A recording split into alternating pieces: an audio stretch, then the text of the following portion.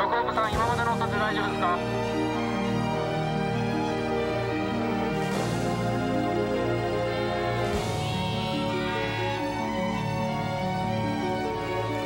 坊やたち、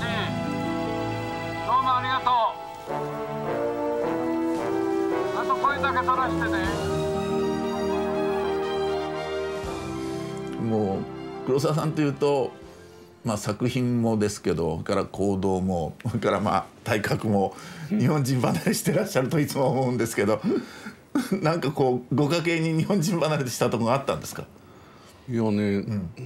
あったのかもしれないと、僕も少しそうなってきたんだけど、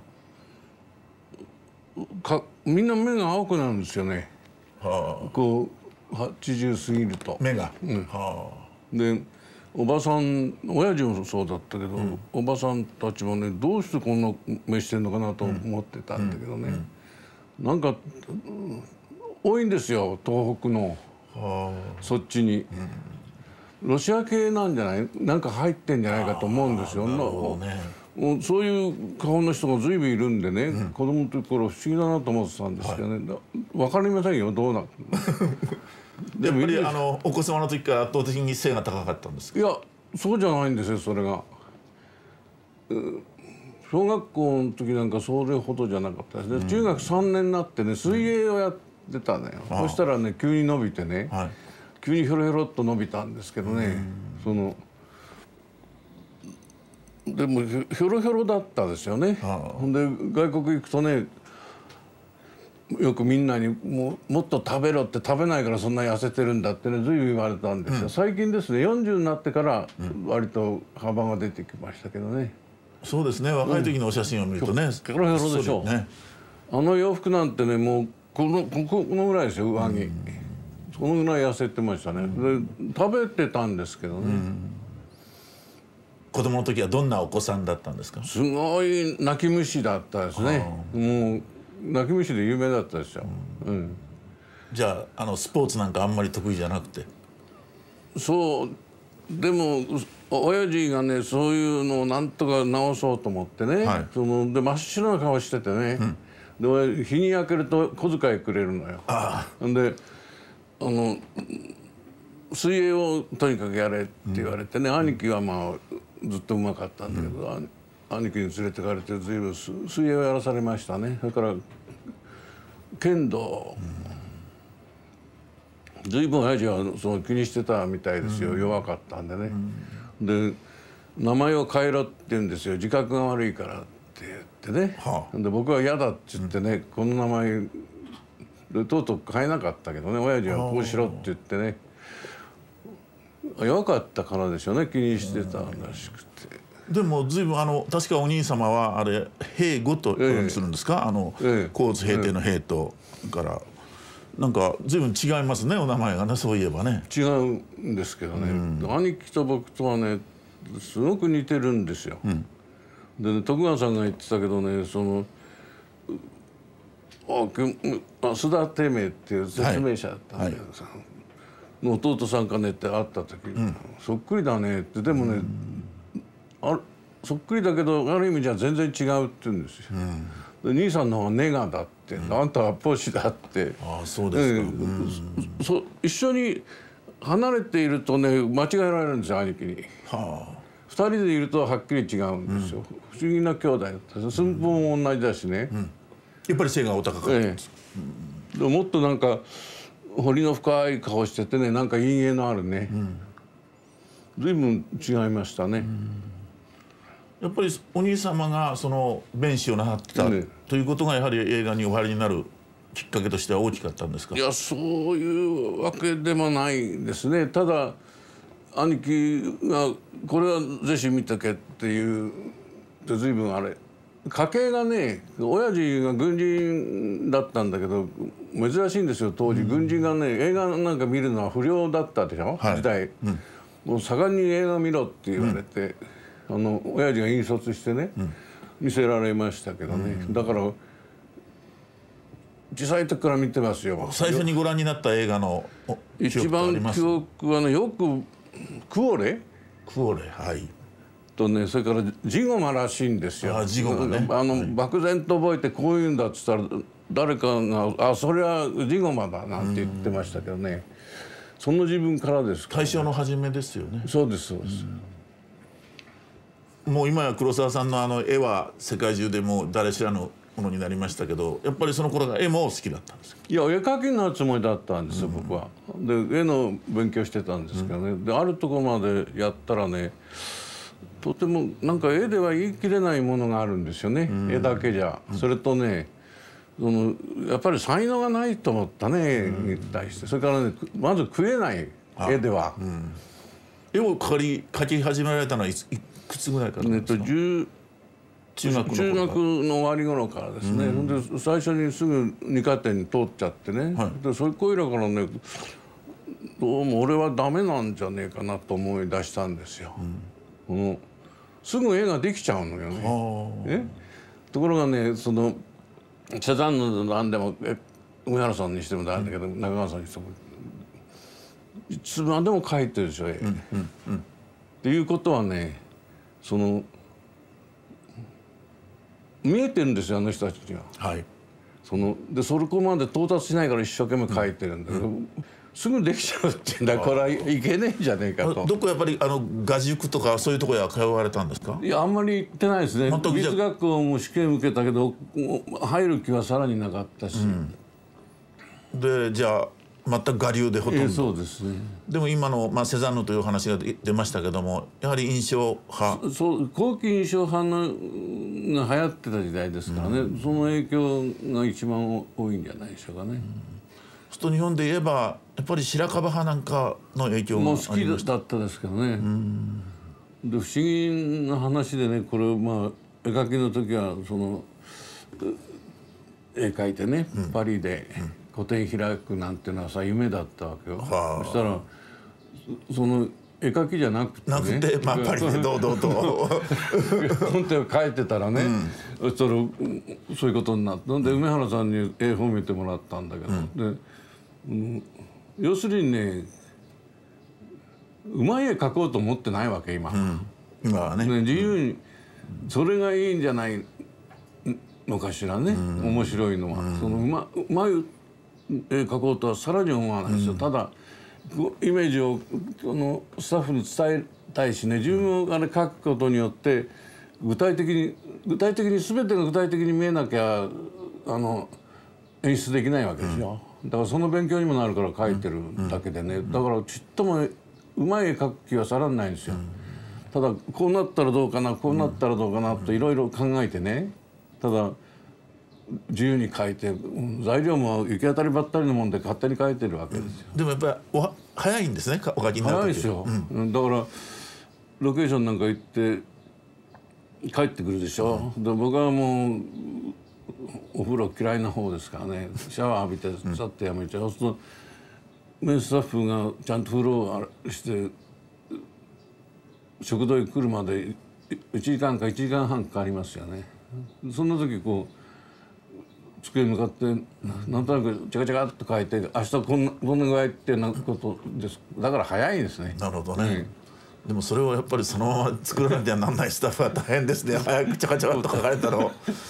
漢字を掴んでくればいいんでね。漢字をね。でね、僕口下手だしね、うまく言えないんですよ。こんな感じっていうで、スタッフもその方が分かりやすいしね。最初はあんまり書いてなかったんですけどね。じゃあやっぱり若い時はうまく書こうと思ってらしたんですか？思ってたんですね。どうも今考えると、これがいけなかったんだなと今になって気が。それで割合あれですよね、撮影所へお入りになったのはお年を召してからですよね、ある意味で言うとね。そうですよ、一番古かった26ですからね。とそれまでは本当にそれこそ遊んでらしたというか、絵を描いてやってらした。そしたら兄貴が自殺したりなんかして、なんかこれが不思議なんですよ、日本の戸籍だと。兄貴がたくさんいたわけだけど、長男がいるとそっちへ行くわけでしょ、家計は。でいなかったから、そうすると長男から次男になってっていう具合にで僕のところに来ちゃったんですよ。いわゆる戸主というか黒沢家の棟梁がね。でもうこれそうなったけど何にもしないでね、それまで兄貴んとこ転げ回ったりなんかしてね、まあ可愛がってもらって小遣いもらってたんだけど、これは何かしなきゃいけないなと思ってたんですよ。だからその時に偶然に PCL のね助監督試験の広告が出てたんですよ。でどっかへ就職しなきゃいけないと思って戸籍謄本も用意してたしね、そこへこう出してみたわけ、でそれで不思議な縁で、ね、なんとなく映画に入っちゃったんですよ。じゃあでも黒沢さんがおやりになった時が第1回の助監督試験募集ですか？前にももう入ってたんですか？いや第1回じゃないですかね、PCL としては。で間もなく PCL は東宝と合体するんです。そうだからこれから大きくなるためにね、やったんですよね。その時の試験官が山さんだったわけ。山本梶郎さんですか？委員長がね。でこうすごく話があってね、でなんか話し込んじゃって、その辺が縁でしょうね。そうですか。でそれまでにもう山本梶郎という名前はご存知だったんですか？いや知らない、全然。第一ねこの撮影所はねこれ千葉県にあるとばっかり僕は思ってたんですよ。と写真見るとね、葦の木みたいなのが生えてるでしょ。今はあんまりはっきりしてないけど芝生に。だからなんか海岸だと思ってたんですよ。だからね新宿から乗ってこいっていうわけよ。でそれでもまだ千葉県だとばっかり思ってた僕は。で帰りにね、山さんがここからバスが渋谷出ますよ、それ乗って帰った方が早く着くからなんて言われて、それでも変だなバスでね、千葉県じゃないのかなと思ってた。そのぐらいぼんやりしてたんですよ。だからよく調べたら全然違うんですけど。じゃあ山本梶郎さんの名前も知らないし、その頃 PCL がどういう映画を作ってたのもほとんど知らない。でもそれまでにはあれですか、さっきのそのジゴマという話がありましたけど、やはり印象に残ってる映画ってのがございました？たくさんありますね。例えばまあ一番印象に残ったのはラルーだね。アペルガンスの。映画っていいもんだなと思ったのが、まあ他にたくさんありますよ。ありますけどね。一番これ兄貴に見ろって言われて見たんだけど、これはすごい映画ってすごいもんだな。アペルガンスですね。まあいろいろ他にありますけどね、一番映画ってすごく魅力があるなと思ったのは。それは何ですか？映像ですか？サイレントですね、もちろんその映画は。そうですね。でもところどころこうある機関士の一生を書いてるわけですけどね、そのキーポイントにこう機関車が出てくるんですよ。で車輪がね。あれラルーっていうのは鉄路の白バラってやつですね。日本語に訳してあると。はい。ああそうですか。でやはりこれはまた絵と違う別の表現だと。小説をお書きになろうとはならなかったんですか？いやこれはね全然ないんですよ。でねさんがね、川口松太郎が「黒さん」って「黒さん小説書いてたら随分こうお金持ちになってるよ」ってシナリオってのは金にならないからね。山本梶郎さんと本当にその試験の時にお会いになってってのは面白いですね、それはね。そうなんですよ。で第1回作品につきましてね、最初じゃこう名前挙げるのは全然つまんないんですよ。でも辞めるって言ったら友達がみんな止めてくれてね、こういう監督はこういう監督だけじゃないからって言って、その次に山さんのとこについた。それっきり山さんのとこにつきっぱなしですよ。他へはほとんど奈良さんのとこ1回と滝沢さんのとこ1回行ったきりで、あとは全部山さん。その頃はBCL から東宝の助監督というのは何人ぐらいいたんですか？そうですね、30人ぐらいかな。はっきり覚えてないですけど、で割合そういうふうに自由に、例えば黒沢さんの方から山本さんの仕事をしたいと思い、また山本さんも黒沢を使いたいということになればやっぱり自由になった。それはね、最初は新しい会社でしょ。BCL っていうのはフォートケミカルラボラトリーで、発生映画の研究してたとこだから、それが映画を取り出して鴨さんなんかがね、ただの凡人だなんかやるで、だから本式に映画を作り出そうとしてからは、東宝になるまでね、だからそれまでその他の会社からの助監督さんをあれしてましたよね。でそれではとても足りないし、新しい人を育てなきゃならないっていうんで、そういう試験制度を取り出したわけですからね。だから随分ね、その助監督を大切にした会社ですね。だから幹部候補生システムって言ってね、その兵学校なんですよ、助監督は。だから他のパートの人も全部取ってるわけ。兵科、例えば海軍でいうと砲術家とか、いろいろあるでしょ。要するにだから撮影部とかいろいろ。でも兵学校は別でしょ。その将校になって、教育の仕方は違うわけでしょ。だからそれを随分気にしてましたね。だからその兵学校式の教育を、だから各パートを全部やらされて、現像までやらされて、で全部こうずっと回ってなきゃいけないようなシステムを取ってたし、でとても大切にしてましたね。その各パートを回るのは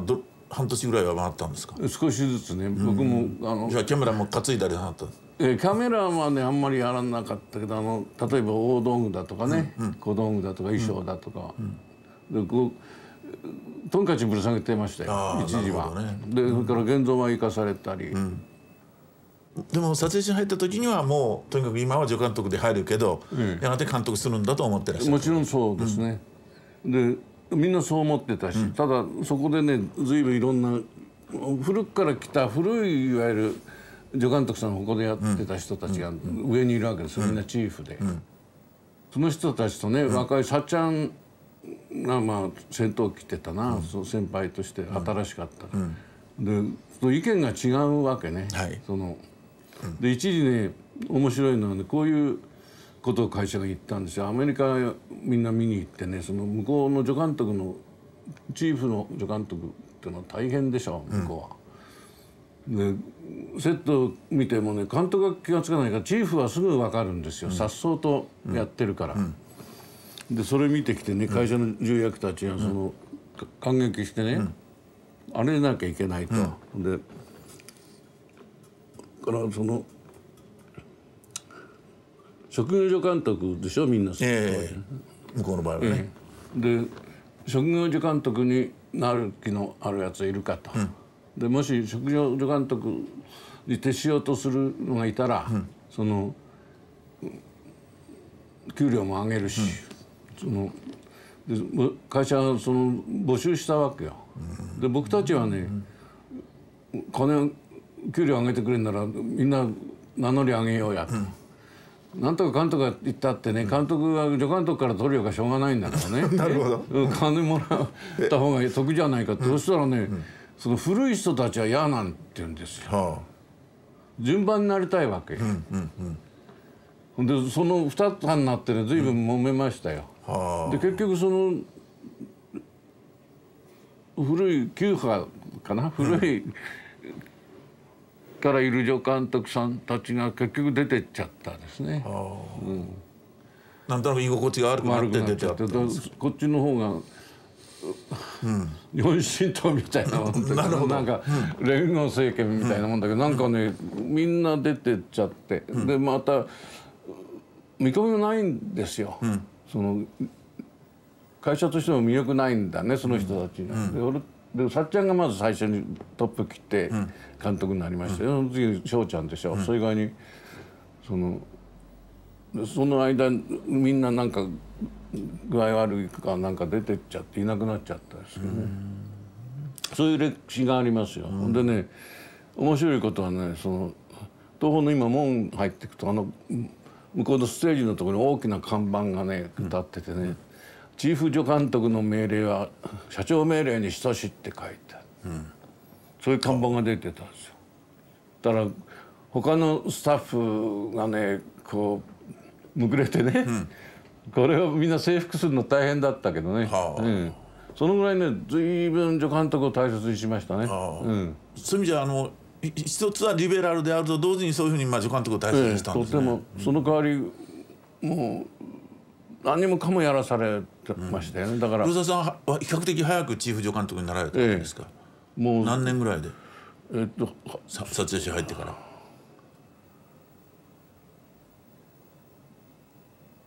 3年と経ってなかったんじゃないかな。それが馬ですか？いや馬の前にもう前から。でも全部やらされちゃうわけよ。ロケーションの場合はほとんどロケマネみたいな仕事、はい、会計もやらされるしね、はい、だから全てのパートをこう学んでからこうマスターしないとチーフになれなかったから、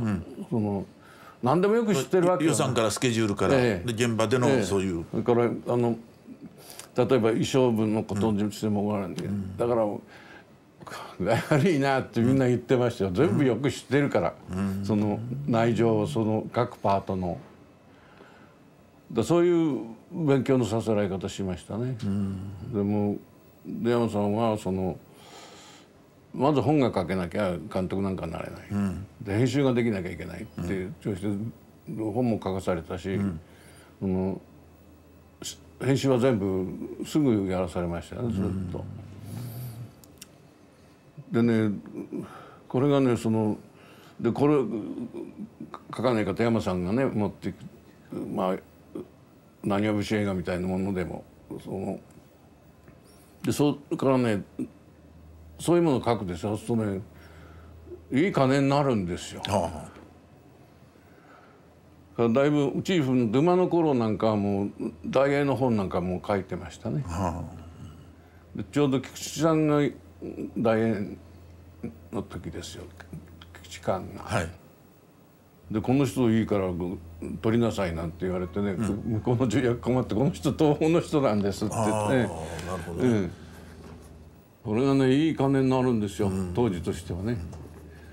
いくらだと思います初任給？さあ28円だったやつですから。それは普通の社会に比べてはやっぱり低いですね。低いですか。でね助監督はこう勉強次第では努力次第ではもう大変な高級取りになれると、だから事務系統も取ってるわけよね、事務系統の方が高いんですよ、この人たちは結局言っても上は分かってる、でそれには高い金を払ってましたね、で努力次第だとそれにしても安かったけどね、ずっともう困ったって記憶はないんですね。でみんな伝票なんですよ、だから食堂からなんか全部伝票で済むんでしょ、だから食べたいだけ食べるわけよね、食べていろんなことするでしょ、と伝票で済んじゃうわけだから給料になるでしょ、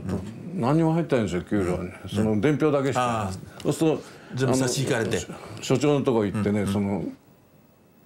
仮伝って言うんだけど、書いてくださいって言うと書いてくれる、まあ一月遅れだよ要するにね、すっから給料もらった時はすっからかんだから、次の月の分をもらってそれでやってるわけですけどね。僕なんか戦後ですけど撮影所入りました頃はなんかもうほとんど家へ帰らずに撮影所の中とかあるいは撮影所の近所の旅館に泊まり込んで、本当に24時間会社で働いてるような感じがありましたけど、黒沢さんの時なんかそうですだから28円って言ってもね残業料の方が多いんですよ、残業料が30円以上つきますからね、それからロケーション手当があるでしょ、だから結局は50円近くなってましたね、でもそういう中で、さっきちょっとお話が出ましたけどよくシナリオをお書きになる時間がありましたね。それはね僕はみんなよく言うんだけどね、忙しくて書けないって言ってもね、1日に1枚は書けるだろうと、で1枚ずつ書いてってごらんって1年経てば365枚できるだろうと、計算では、あれはね書こうとも書けますよ、だから馬の最中でもこう忙しいけど夜飯食ってからね、布団部屋へ電気つけてそこで書いて、主に他の会社の本だけど、そうするとそれ小遣いになるでしょ、そういうことをやってましたね。その他の会社の本というのはやっぱり注文がちゃんと来たわけですか？それはね映画雑誌に発表なさいましたよねよく。例えばね「ダルマデラのドイツ人」だとか「その静かなり」とか「雪」だとかそんなものが発表になったから来たわけね、そのおしまいの頃は。その前もしかし山さんがね、山さんが頼まれてでも自分ではとてもやる気もないし、だけどこれ小遣いになるから黒じゃやらないって言って回してくれましたからね。だからなにわ節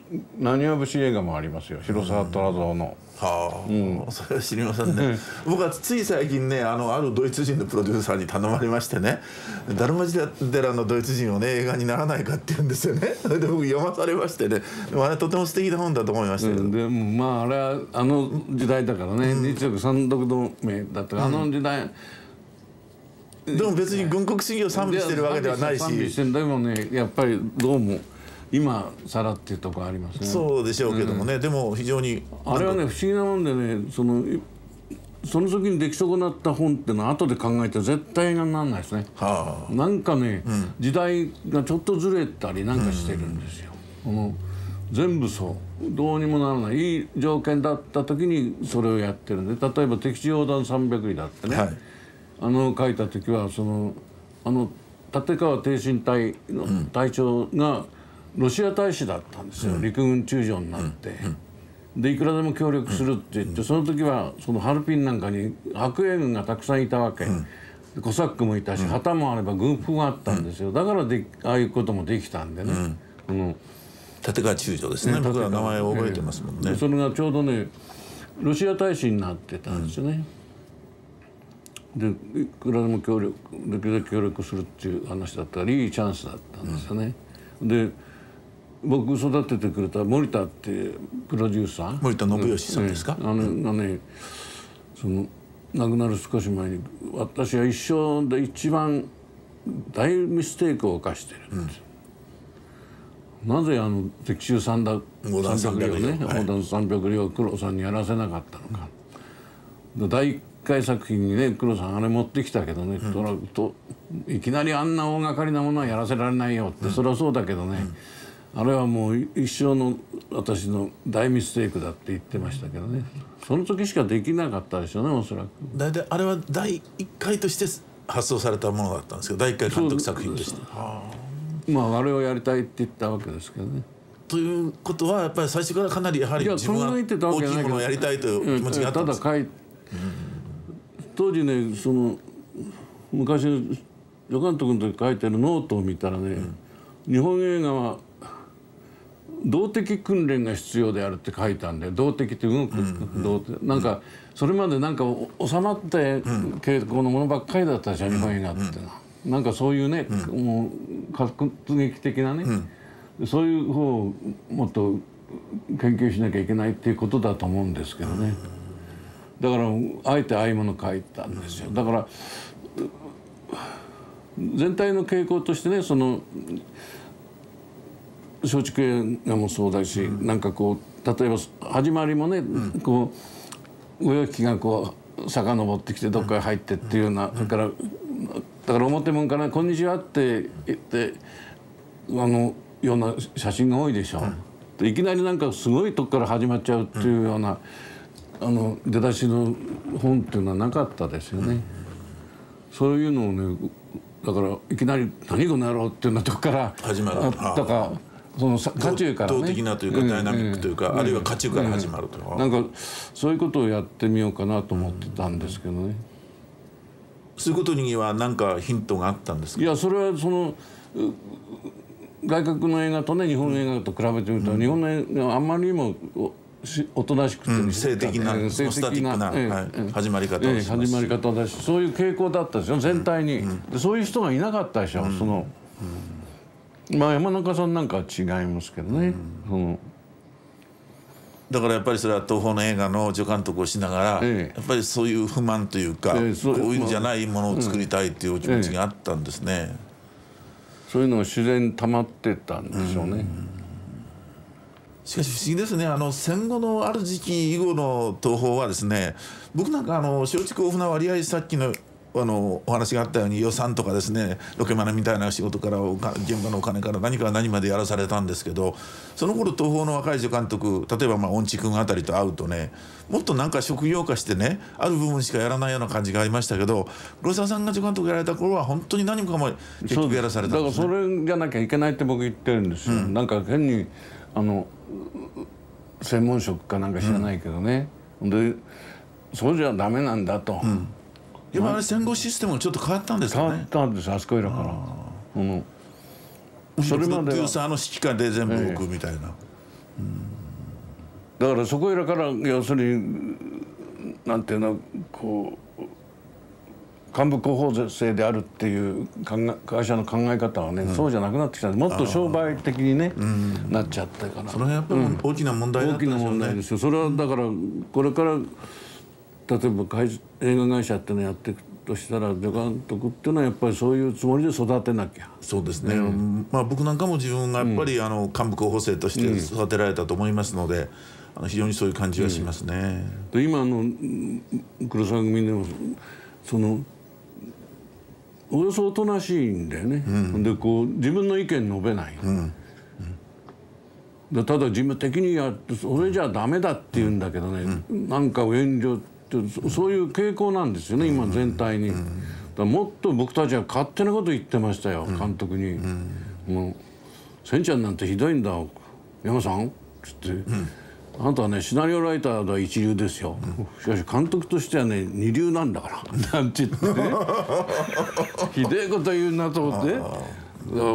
私たちの意見聞かなきゃダメですよなんて言ってさ、山さん笑ってたけどさ、何でも意見取り入れましたね。そういう点じゃ今ちょっとこれじゃダメだな、育たないなと思うね。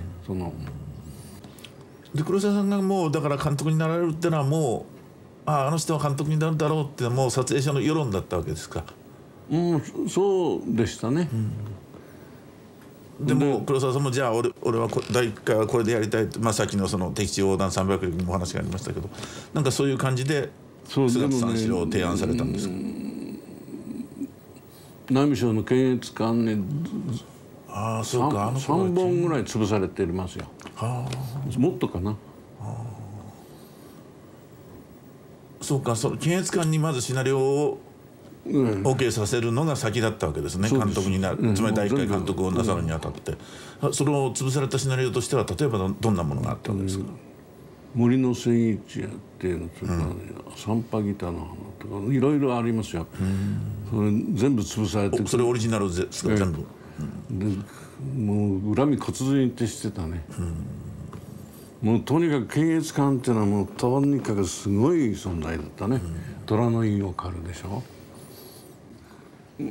菅田三四郎の時も、本に書いてあるけども、山さんがちょうどあれ内務省で試験があるんですよ、監督。当時監督になったからね。山さんがねちょうど腫瘍があって出られないって、おじさんに言ってあるから大丈夫だよって言って行ったんで、そしたら田坂さんがね、人の名前あげるのよくね、米的だとかね、階段のラブシーンが米的だとかでね、それも向こうに検閲官テーブルがこう並んでね、ボーイまで内務省のボーイまでコーヒー飲んでるんですよ。こっちは一人こういう側に座らせられてさ、罪人だよね。で盛んにそういうことを言うんですよ。米的だとかなんだとか。もうたまにかねてね、席蹴って立とうかと思ったの。そしたらね、おじさんがスッと立って「おめでとう」って。作品は120点、おめでとうって言って野さんがさっと言ってくれたから済んじゃったんですけどね。それはシナリオの話ですか。映画になってきたら。だってね延々と5時間も待たしてるんですよ、変なとこでお茶も出ないんでな。でね、ボーイまで内務省のボーイまで試合見てるわけだって、山嵐なんつって廊下で遊んでるんだもん。ひどいもんだったですよ、そら。それは毎回一本作るたびにそういうふうにあるわけですか。幸いね、あんまり負けたら途端に一番最初にアメリカで切ったのは検閲官ですけど、その時やるなと思ったね。それまではもうずっとそういう戦いが続いたわけですよね。そうですよ。だからああいうね役人みたいのがねその後ろにね、ある権力背負うとねもうこれは本当におっかないね。これは実におっかない存在になりますよ。むちゃくちゃなんだ言うことは。もう中身というよりもやっぱり自分たちの権力を見せつけたいということでしょうかね。そういう気持ちになっちゃうんじゃない？そんでね虎野を取ったでしょ。虎野はその時はもう検閲官みんなクビになってるはずなんだけどね、来いって言うわけよ。そしたら僕は大体どこ行っても喧嘩するからね、森岩さんがさいつも喧嘩しないようにって僕注意されるんだけど、その時はね「何言ってんだこいつらもうそんな検閲官のね地位なんかもうないのに何言ってんだ」って「大いに行って喧嘩してこい」って言うんですよその時は。なるほど。言ったらねなんだこれはっていうわけ。日本の古典芸能であるね歌舞伎を侮辱してるじゃないか。ちょっと待ってくださいって、歌舞伎の勧進帳ってのはおのおのあたかを解約してるんですよ、それ知らないですかって言って、僕に言わせれば歌舞伎の勧進帳ってのはおのおのあたかの解約であるんです。今更ねその勧進帳をさ特にそんでこれでもってむしろその元のおののを中心に置いてやってるんでね、決して解約してるわけじゃない。だから若いやつはね「しかしね君つまらんよこんなものは」ってこう言ったの。だからねあれつまらないよね。そしたらしかしつまらんやつがつまらんっていうのは面白いんじゃないですかって喧嘩よ。そしたら黙っちゃったけどね。そしたらそれでね届けなかったんですよ、GHQ に。でそれを内緒に取ってたっていうことになってねコンデがね、GHQ の検閲官がこれは発表させないっていうことになっちゃったんです。で森さんもねこっちも手落ちがあったしね、気の毒なことしたけどとにかくもう途中ですよそれ分かったの。おしまいまで完成してくれと、好きなようにやってくれと、でも大変気の毒なことをしたと、で出来上がったらもちろん発表できなかった。その次にコンデに代わってガーキーさんっていうのが来たんですよ。その人が見てねどこが悪いんだって言って、でやりなさいって言うんで吹きることになったんです。まあコンデという人はかなり特別な方だったようですね。まあ左翼ですね。でしょうね。そうですか。やっぱり黒沢さんその頃やっぱり大変喧嘩早かったんですか。会社とも随分喧嘩なさいました。喧嘩しましたよもう本当に。誰ですかその頃の撮影所の責任者っていうのは。最初は森さんいろいろ所長が変わりましたけどね。でも大体やっぱりもう黒沢さんの意思が大体通って全部ご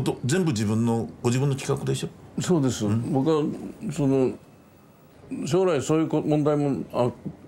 起こると思ったからね、ではっきりしないでしょ著作権っていうのは、この映画の著作権っていうのをね、今持って、でだから自分で企画を立てて、自分で本書いて自分で演出して自分で編集すりゃ文句ねえだろうと、だからそれ全部押し通してるわけですからね。黒沢さんは監督になられるまでに脚本シナリオってのは何本ぐらい書かれたんですか。膨大な数になりますね。随分書いてますね。本当にさっきも言いましたけどよくその時間がありましたね。それこそ黒沢さん当時からお酒も召し上がったんでしょ。でもね、小遣いなくなると書くわけ、脚本を。でね山さんとこもね山さんと2年ぐらいやっチーフやってたらもうほとんど現場にはつかなくていいと山田さん、はい、でこう B 班の時だけ来てくれと、で編集がなんかやってくればいいんでね、まあ、これ来る必要ないっていうんで、だから暇もあったわけですよ、だから。でもね、まあ当時だって大した金じゃないけども大円なんか300円ぐらいくれるわけだよね。ああ、それはすごいですね、やっぱり。でそれでねみんな連れてってさ、毎日飲んでるわけ。まあこれはお小遣いはお酒ですか。お酒ですよ。でそれがなくなるとね、こう本書くんですよ。だから酒のために本書いてるようなと。本はどこで書いてらしたんですか。うちでどこでも。でもね、雪なんてのは2000円ですかね。当時の2000円って大金よ。ずいぶんあったね、使うのに。雪はなんかのコンクールに入選された情報局のね。だから当時としてはね300円、静かなりが300円ですよね。で300円って金はなかなか出さなかったですね、その会社では。いかがでしたか。そうやって本を随分お書きになってて、もういっぱいお書きになってて、それでまあ監督としては菅田三四郎が最初ですね。やっぱりお取りになった時にシナリオと監督、シナリオの仕事と監督の仕事っていうのは違うなと思われるところがありましたですか。僕なんかはね、その同じなんでね、自分が監督して自分のものを書いてる限りは。ただね、人に書くでしょ本を。本当ね、と思うようなことが起こるんですよ。その勘違いしてるんで、ね、監督になってからも随分書かれましたよね。木下さんの肖像だとかね。ここ肝心なシーンでなぜこうやらなかったっていうようなこともありますね。でなぜ木下君かな、なんか、なぜこうやらなかったのって言ったら、だってあそこいらないじゃないって、いやこういう意味でこうだからすいませんなんて言って、そういうこともありまして、なんかそういうね、やっぱり本書い人に渡すとね、どうもその、書いてる人とのギャップがあるね。本当には理解できてないとこが。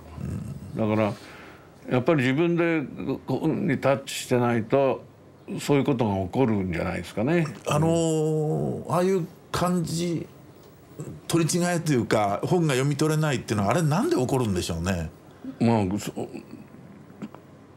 人間の違いっていうかな、考え方ね、ついそういうことが起こるんですよ。とんでもない、こんなこと考えられないようなことにしちゃってるとこがあるからね。黒沢さん全然もちろん他の脚本家の本もお取りになってますけど、やっぱりあれ全部手を入れてらっしゃる、ご自分で最終的には。そうです。大勢で書いてる時はどうも多分に一面的になるとこがあったんでね、みんなと一緒にやってるんだけど、結局同じシーンをみんなで書くわけ、一日、で夕方それ回収して、それでこう使えるのは使う、ここのとこ使うって言ってこうやったりするわけですけど、結局は自分でまとめていくわけですからね。今時々思い出すんですけどね、その一時は東宝に一流の監督が全部集まったでしょ。で前の芝生でね、みんな車座になって、溝口さん、成須さん、山中さん、伊丹さんとかそういうのぐるっと全部いたわけですからね。でそれが各ステージに入ったわけね。島田さんも来てたけど、だからその仕事が終わった後なんて大抵みんなどっかのね、そういう人のステージ行ってずっと見学してましたよね。で島田さんなんかね、僕「コロちゃん」なんつって、もうそろそろ監督になるんだろ、監督になっても徹夜なんかするんじゃないよであれはね、徹夜なんかするとすごく働いた気持ちになるけどね、決して結果良くないんだからなんつってね、いろいろそういうことを教えてくれましたよ。あれは本当でも当時京都から来た人は夜じゃないと働かないような人が多くてね。なるほど。あれはもうスタッフたまんないんですよ。本人は夜にならなきゃね、どうも張り切らない。そういう傾向の人が多くてね。まあ、しかしそういう意味じゃやっぱり撮影所ってのはいいものでしたよね。そういうステージがあって、その空間があって、人が行ったり来たりして、まあ、そこで、まあ、企画も生まれたり、まあ喧嘩もあったり、あるいは恋もあったりしたんでしょうけどね。もうほとんどみんな走ってたね、思って出てる連中はね、忙しいから。まあ、戦後のある時期東映ではみんな走ってると言われましたけど、当時は東宝も走ってた。走ってましたよ、僕はもう忙しくてね。黒沢さんは結局戦争には全然お行きにならなかったんですか？これはもうごまの油にも書いてあるけど、僕の親父が陸軍の教官だったんですよね。でそれが僕が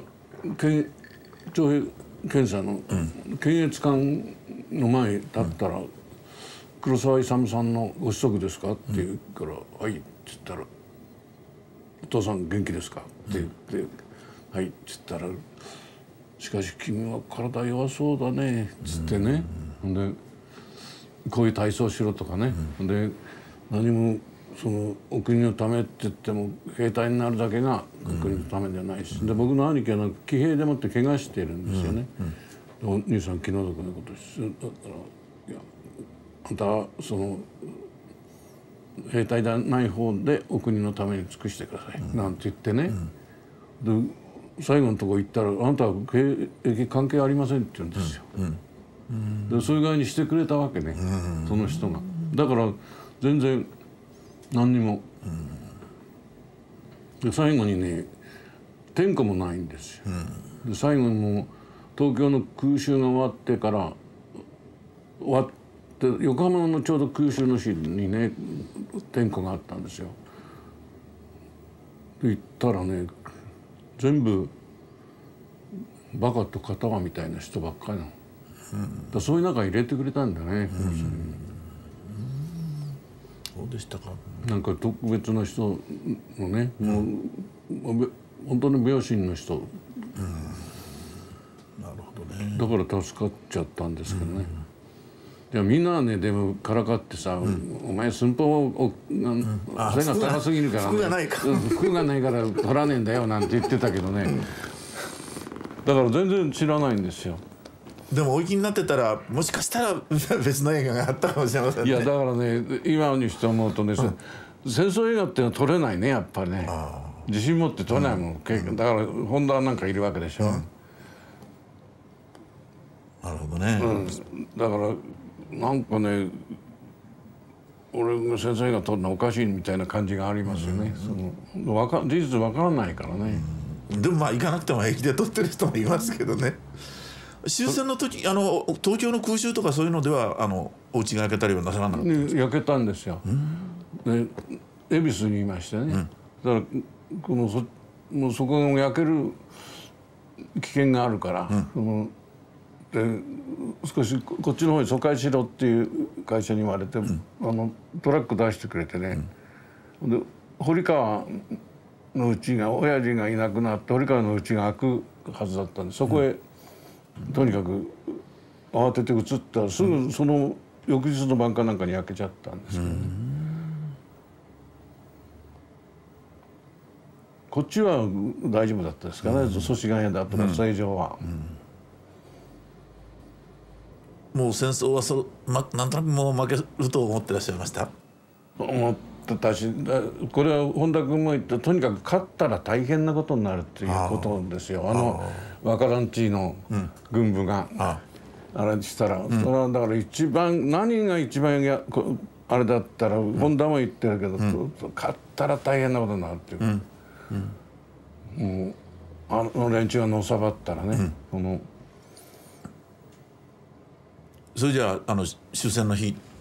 終戦の知らせを聞いた時はもうやっぱりある意味での喜びがありましたですか？どこにいらっしゃったんですか？祖師ヶ谷ですよ。その時ねもうなんか撮影しもう僕たちにはすぐ分かってましたね。会社首脳からいろんなあれは原子爆弾であるとか、そういうのをすぐ会社が通知してくれましたよ。特殊爆弾なんて言った時もね。で今日おそらくこれで戦争終結するというあれだろうけど、天皇のあれがあるから会社で撮影所に出てきてくれ、で祖師ヶ谷街道をね、ずっと歩いてきたらね、魚屋の親父だとか八百屋の親父がね、みんなに本当抜いてこうやって見てるんだよ。なんかすござまじいんですよ。これ大変だな、これどうなるんだろうと。天皇がね、あれしてもこれはただで収まるかな。ただね、帰りに通ったらみんなニコニコしてるの。でも表吐いて、その時日本人って随分フレキシビリティがあるなと思ったね。あれでもね、天皇がね、やれって言ったらやるよ、あれ。戦争が終わった直後というのはこれからどうなるというふうにお考えになってますか？それはむしろそうじゃなくて GHQ がなんかがもう一生懸命復興させようとしてましたからね。でね、当時はすぐ映画やるっていうあれじゃなくて、川口さんとこで一幕もので喋るっていう、一幕もの書いたんですよ。それまで日本人は何も喋れなかったわけでしょ。でそれが急に喋り出す話ですよ。でうちは魚屋のうちでね、親父はねすごく東条に入れ込んでてね、親父ばっかりえばってた、家族が全部親父を吊るし上げる話なんですよ。で全部それまで黙ってたことを全部吐き出す話なの。だからね GHQ からちょっと来いって言ったら、向こうの演劇の専門家がね、この面白いって言って逐一ここはどういう具合にやるつもりだ、ここはどういう具合にやるって、そういう具合に向こうで一生懸命努力しようとしてましたからね。日本の検閲官とはだいぶ違って全然違うんですよ。もうそれからね、静かなる決闘の時も呼びつけられてね、梅毒の問題なんか取り扱っちゃいけないのかなと思った。そしたらね、そうじゃないんだね。日本人っていうのは梅毒っていうのは大変怖い病気であるっていうと、もう梅毒にかかると諦めちゃう、そういう傾向があると。梅毒だってちゃんと医学的にねちゃんと戦ってあれすれば梅毒は治るんだと、そういうことを盛り込んでもらいたいと。でそのためには専門の医者が、どこそこに来てるから、その医者と相談してくれる。アメリカ人の。でその人がもう逐一話していく、そういうとこがまるで違うんだよ。あれ態度がね、でとにかく映画はすごく尊敬してますからね、映画の仕事っていうのは。今でもそうですよ。日本と外国行けばね、VIP だけどこっち行くと小じきだって言うんだけどそんなことはありませんけど、確かに僕もそう思います。正直に言って外国行った時の方が尊敬されてると思いますから。これはだって一般が尊敬してるからね、映画人っていうのは。そういう意味ではあれですか、戦後になってやはりそういう、アメリカが力を持ってる、世の中も新しくなっている、そういう中でやっぱり自分の映画あるいは自分の作風みたいなものがやっぱり世の中とやっぱり合うなっていう感じはありましたでしょうか？いや、なんだか分かんないんだけども、なんだってこんなに気に入ってくれるのかなっていう感じですよね。それ不思議なんだ。例えばマーダダイオがね、外国の人には僕理解できないと思ったんだよね。分かんないところがたくさんあるでしょ。大変なんですよこれが。僕もこの前モントルへ行きましていろいろ話を聞きました。でね、日本人なんかもっとよく分かるところがあるんですね。例えばあの奥さんが素敵だとかさ、科学のさ本当に先生愛してるからね、その日本人のこの師弟の関係というものに対する大変な興味があったようですね。だから奥さんがね、女の人がね特に奥さん素晴らしいって言って本当に先生を愛してる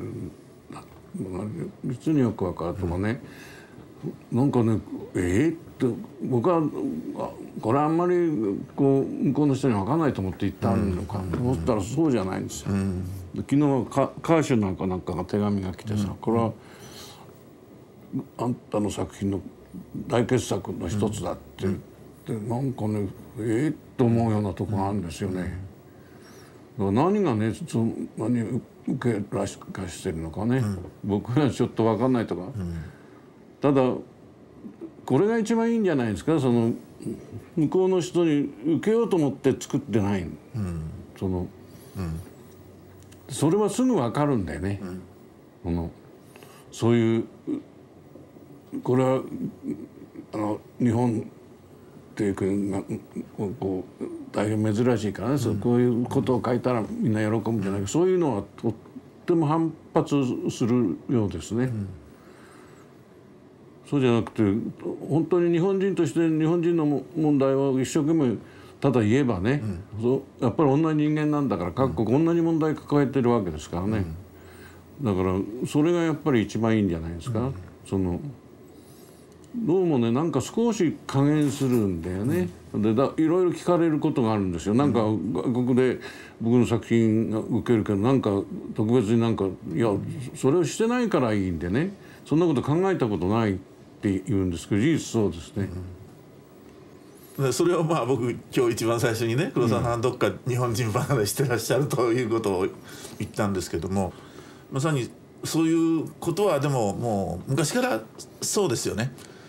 特に日本的なものを強調しないし外国にもちろん特別にこれで受けようというようなことはないわけですけども、ですから終戦直後の作品でもやっぱり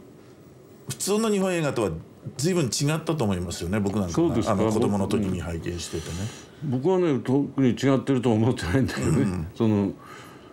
まあ菅三四郎なんかの時はやっぱりこういうセリフ入れろとかね、やられましたよ。人間の道は中古の道であるなんて無理やり入れさせられたけどね、しょうがないからね、それはまあ仕方がないですよね。あれですか、僕監督っていうのは大体誰でもね最初はまあ割合こう無我夢中で作ってて、ある時から要するに自分はもうこういう監督なんだというふうに自分で自分を自覚するような、俺はこういう作品を作っていくんだというような時が、そういう発見の時みたいなのがあるような気がするんですけど、黒沢さんのやっぱり戦後でどの作品ぐらいからもう俺は大体この線でどんどんいくんだっていうような感じになったんですかね。まあこれまで教わったものを、なんかこう出してるっていう感じがどうもあったんで、例えば「酔いどれ天使」なんかからなんか急に自由になったっていう感じがあったね。なんか思い切ってねぐいぐいこう何か書くんでもね、躊躇せずぐいぐいって書くよ。なんかあそこいらからそんな気がちょっとしましたけどね、他には別に特にそういうことを考えたこともないし、僕はやっぱり一番考えてることは自然であることね、だからその自然な状態で思った通り素直にやってるんでね、特にここはこうしてっていうあれじゃないけども、ただ人間そのものにしてもそうだし、人間関係でも例えばドストエフスキーなんか読んでるとね、もう想像を絶したところまで煮詰めちゃってるでしょ。だからそういうのを昔ずいぶん読んでたからね、そういうのが自然に出てきてるんじゃないですか。でもそんなあんな高さまで行ってないけどね、もちろん全然文学じゃなきゃ書けないですよ、あそこまではね、とても。でも白地なんか撮ったけど、あれ決して成功した作品ではないけど、ああいうのとねこう取り組んで、あれで随分勉強もしたと思いますね、取り組んでみてね、初めてこれは大変なもんだと、こんなもんどうしてやろうなんて思ったんだろうそうですか。第一肩の上にドストエフスキーが乗っかってるような話ですからね。でね一つせっちゃんがなんかいろいろあれしてるとこ、森正幸の白地がね、あなた本当はいい人なのに、本当にいい人なのにっていうセリフがあるんですよ。だからせっちゃんがね「黒沢さん私どんな顔したらいい?」って言うんですよ。って言って、で野村君が「野村君原作持ってきてくれよ」っつって、原作読んだらね、その時ナスターシャはにやりと笑ったって書いてあるんです。でそれは、ね、図星刺されたからね、にやっと笑ったんでしょうね。でもそこまで読んでなかった、僕は本読んでた。その時こうせっちゃんがそう言うからね、読んでみたらにやって「せっちゃんにやっと笑ってごらん」っつったんで、そしたらね「相手さ」っつったら「にやっと」っつったらね、森君がびっくりしてね、僕の顔見て「唐沢さんこの演出はすごい、これはすごい」って言ったんだよ。だからいやこれがすごいんじゃない、ドストエフスキーがすごいんだ、そういう具合にね、その実際に特訓で見るとそういうところでびっくりするようなこと書いてるんだよ、あの人たち。だから僕もう戦争と平和なんて好きでもう何十回も読んでんだけど、読むたんびにね、あここは読んでなかったっていうところに出くわすんですよ。だから面白いしね、それが文学としてある一つの文章がちょっと書いてあるんだけどね、それが素晴らしいんですよね。それが気が付かないで読み過ごしちゃうってね、大抵。表現がすごいんだね、やっぱり。さっきその人間を極限まで突き詰めてるとおっしゃいましたけども、まあドストエフスキーなんかもう試験管で実験してるようなもんですからね、あれはね。その人間のある元素と元素をこうぶつけ合わせたりなんかしてるような話ですからね。そういうのを子供の時からもう分からずに読んでたね。黒沢さんあれですか、やっぱりシナリオというかテーマというか作品を発想される時にやっぱり人間を先に発想されますか？それがね、ストーリーよりも人間そうじゃなくてこうただ面白いと思うから始めるんだね。もちろんそうでしょう。はい。だからいろんなことを評価言うけども、そういうことを考えてやってるわけはないんですよね。だから面白いと思ってる中にそういうことが含まれてるわけなんだろうけどね。だからそういうものがむしろ先にあってそれを書かなきゃいけないっていうことになると、この見る方はしんどいんじゃない？そうじゃなくて本当に面白いと思うからね、書いてるわけでね。それがその人間に本当に迫っていくことにもなるんじゃないかしら。そこでこう理屈が入ってくるとかえって本当に書けなくなっちゃうんじゃないかしら。そこがとっても難しいところですね。だから面白いと思うことの中にもそういうことが含まれてるというだと思いますよ。本当に面白いから、で面白いなと思って書いてる中にこの人間を描くことになってくるんじゃないですかね。だから一人一人やっぱり何が面白いかと思う、それが違うわけで、黒沢さんには黒沢さんの面白がり方があって、あるわけ。その中に言ってみれば、ある人間を極限まで追い詰めるみたいなことが大体いつも入ってるという感じがしますね。ことなんじゃないかと思いますけどね。そのところどうも僕にはよくわからない。大体その理論的な頭がないんだよ、僕には。それは嘘だと思いますけど。いや本当だからそれをね、だからこう具体的にはやれるんですよ、僕は。だけどそれをこうある抽象的なね言葉でこう何を書こうとしたかとか何とかって言われると、俺何も書きようがない。具体的にその時どういう顔したとかね、どういうアクションしたとか、そういう具体的にはやれるんだけどね。さっきのナスタシャのニヤリみたいなもんですね。脚本を何人かとお書きになることも多かったですよね、ある時期。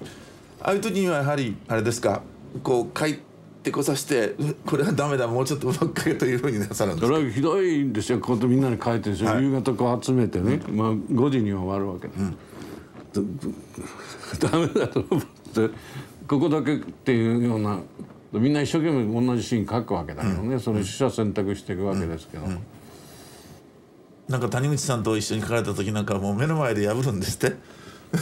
相手の書いてきたものを。いや時々ひどいなと思うけどね、みんな一生懸命夕方まで書いてるわけでしょ、とこうやってピャッとやっちゃうからね。その時はもう自然に破れちゃうんですけど。破っちゃうんですよね。別には悪気はないんだけど、別にそれ慣れちゃってるから、芝居最初は腹立ったでしょうけどね、おそらく。それ破ってから夕食は一緒になさるわけですか。ところがねある時ね、必要なのを破っちゃったわけよ。でもう揃えてるとなんか2枚ぐらい抜けてるぞっていうからで宿屋のかみさんが来てさ、ご飯の下うるさいって言ったんですよ。ないからさ、でそれを探すのにそしたら破って捨てたのが見つかったで「これだこれだ」っつってそれをつなぎ合わせて「これ書き直してくれよ」っつって「でこれで今日は」っつって「ってこう開けたらかみさんが板の間にきちっと座って、こっち大変だったわけでしょ、その間、悪いことしちゃってね、かみさんのことなんか忘れてたんだけどね、そういうこともありますよ。で人によってはね大変小木なんかそういった点じゃ面白いんだけどすごく将棋がうまいんだよね。大国秀夫さんですか。で小木の目玉がこう見えないようにしてて、2人がかりでやってもかなわない、で物をこう読む才能っていうのはすごくあるんですよ。だから大変難しいとこなんかね大変突破してるのはもぐにですね。僕は何かで黒沢さんがお話になった時に、小国はその技術的なことでチームに参加してると世の中は思ってるけど、そうじゃなくてある意味でのその精神的なバックボーンを小国がやってくれてるんだとおっしゃったのを読んで、こういうことを黒沢さんが大事にしてらっしゃるんだと思って痛く感銘を受けましたけども。それだって人は武者さんのとこの人ですからね、そういう男なんですよ。やっぱりその人間のモラルみたいなことに関してそれもあるし、その読みが深いね、読みが深いね。でこう本書いてあってね、こうちょっと 2,3 日他の仕事あるからって言って帰ってきてね「お前何してんだお前たち」っつって「全然方角間違ってるじゃねえか」ってその楽な方へ引っ張り込んじゃダメだよって言うんですよね。つい楽な方へで自分が得定の方へ話引っ張り込んじゃダメと、当然話としてはこっちへ行くべきことこうなっちゃってるじゃないか。そういうことをね的確にあれするとこがあるんですよ。これをすぐ買ってんだけどね。それから隠し通りでの時にね関所を通るとこあるでしょ。あれね通す側と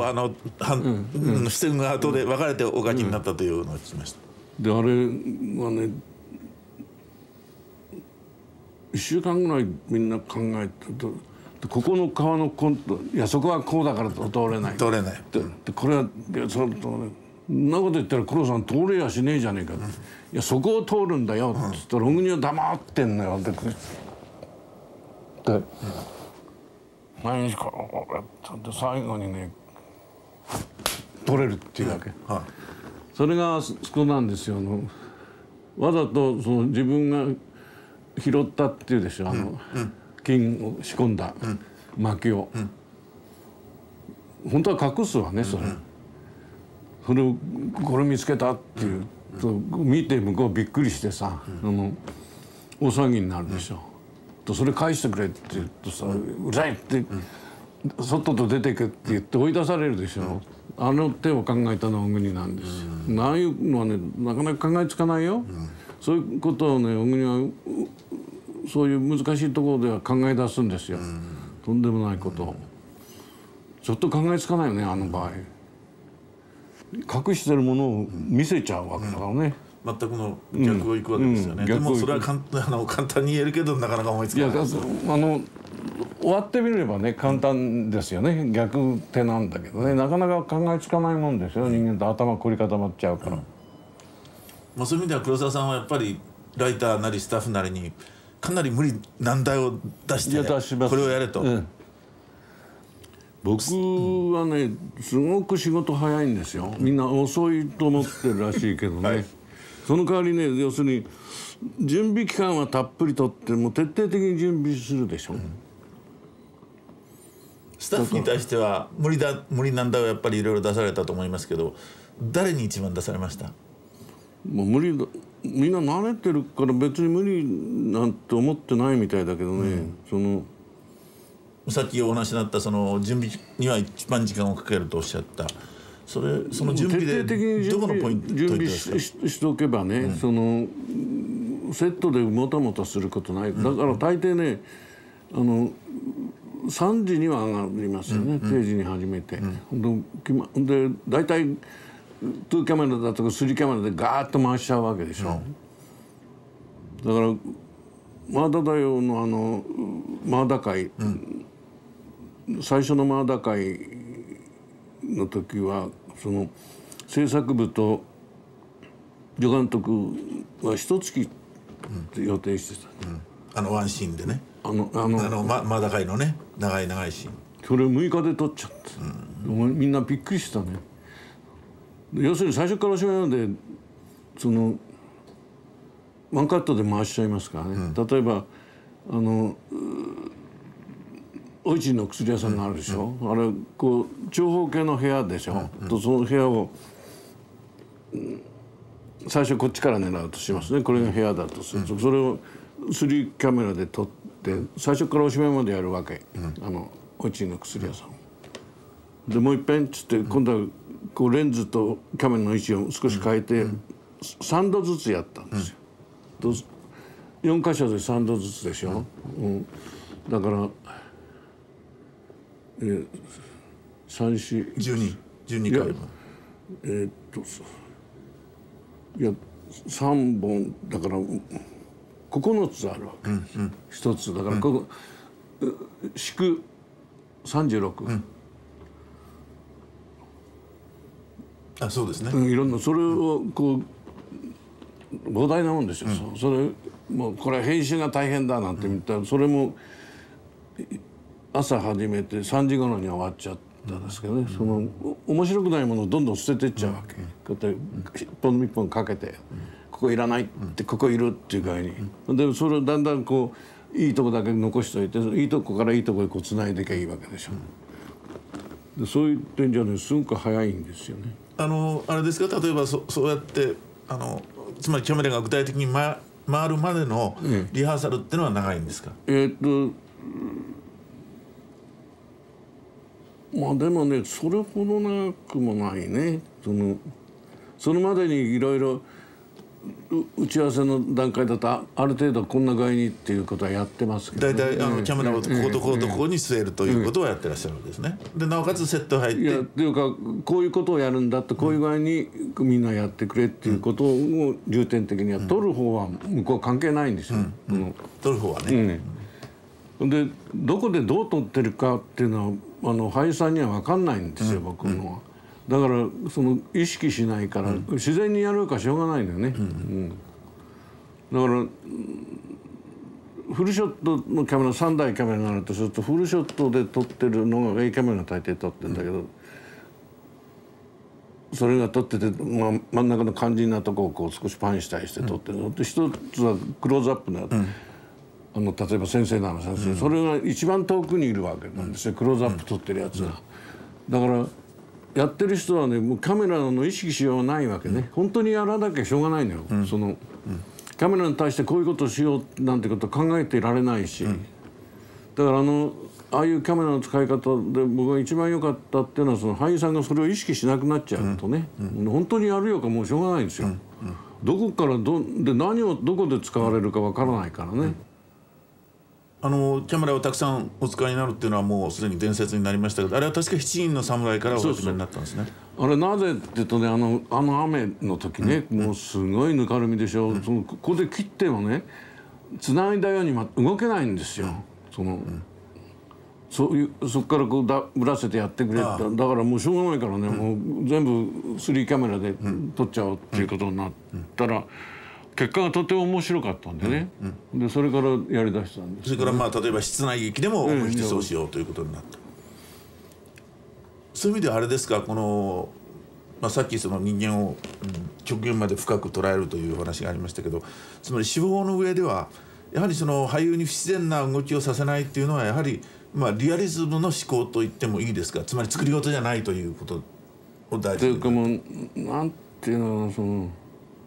カメラに一番よく映るのは自意識だよね、これは邪魔なんだよ、お客は。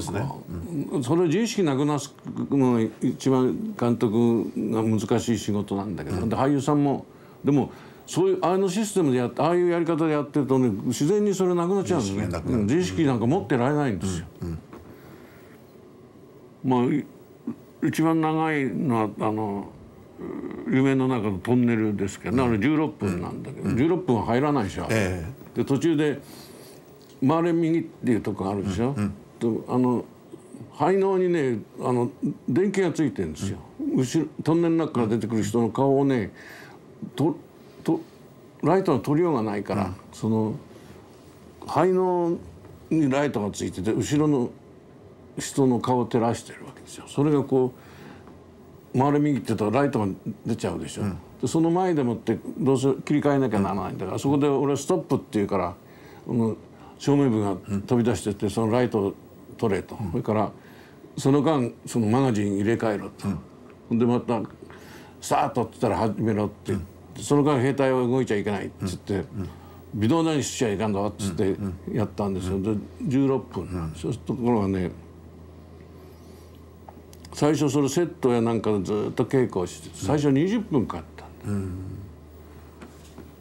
だ、それがこうセットの稽古を進めて、それからあそこの本当の現場のトンネルでやってるうちにギューッと詰まってくるわけね。だからこうすごい凝縮した力が出てから良くなるわけね。短くなりますよ、絶対やってれば。だこういう具合に例えばカットバックみたいに撮ってるとどうしてもね緩んじゃうのね。どっかに緩みが、それがねそうじゃなくてガラッギューッと撮ってるとだんだん凝縮して、箕口さんの作品もそうだと思いますけどね。でその方が迫力があるし、あれ絶対短くなりますよ。なるほどね。それがいいんじゃないですかね。そうするとまあそういうふうに凝縮していくとやっぱり現場は結局早くなっちゃうわけですね。早いんですよ。だって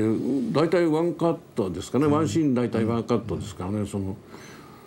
もちろん今でもそうですけど、日本映画が特に全盛だった時なんかはもう俳優さんなんかも本当にいい人を日本全体の中からピックアップしてお使いになりましたよね。ああいうつまり俳優を選ぶことなんかに関してはやっぱり普段からいろいろ心配りをしてらしたんですか？それはそうですよね。だから松竹の人がなんかね、河村力さんをうまく使ったりね、樋本さんをうまく使ったりしてるでしょ。やっぱり見てていいなと思う人は頭に残ってるわけよね。でそういうのをだからテレビなんかでも割とよく見てますよ。この人はいいと、まあ所君なんかそうだったわけだけどね、そういう具合に割とよく見てますけどね。でもこれはなんかでお話になってるの読んだら、もう日本人の顔が変わってしまって、本当にそれこそ昔の侍の役者なんかはもういなくなったって。それはもう時代劇に至ってはね、これはもう第一さ20歳ってのは昔は本当の大人だったわけでしょ。で明治の時にさ桜桂小室なんだっけ、木戸光院ですか。要するにまあ医師にしたってのはみんな20歳早々だったんですけど、当時のしかし大臣に対してみんな20代が多いですよね。で今はそうじゃないもんね。だから例えば信長にしても信玄にしたって全部若いわけだけど、今の若い俳優さんにそれをやったってさ、そういう顔はしてないよ。あの当時はあれだけのことをやってたんだよ、その年で。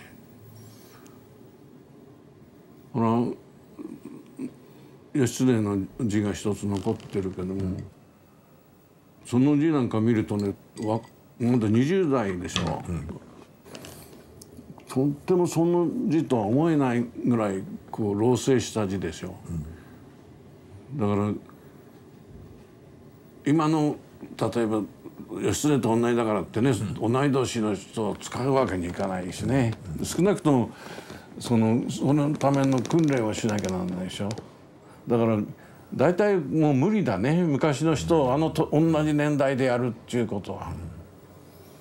そういうところがとっても難しいですよね。その時代劇を考えるとね、ある時期随分雲之巣城が七人の侍です、その前に時代劇をたくさんお作りになりました。もともと日本の時代劇っていうのはたくさんご覧になってたんですか、映画の中で。見てましたね、でもやっぱりああいうものではないものを作ろうと。まあ七人の侍なんて滝沢さんの戦国東電僕ついてたんですよ、入ってすぐですからね、26の時に、で滝沢さんが撮ってとあれは全部当時は馬は御殿場にたくさんいましたからね、で百姓家にいたわけで、百姓のエキストラに全部鎧だとかなんか全部預けてられる。で朝こう富士山に登っていくしよ、スタッフが。でいろんなこう百姓家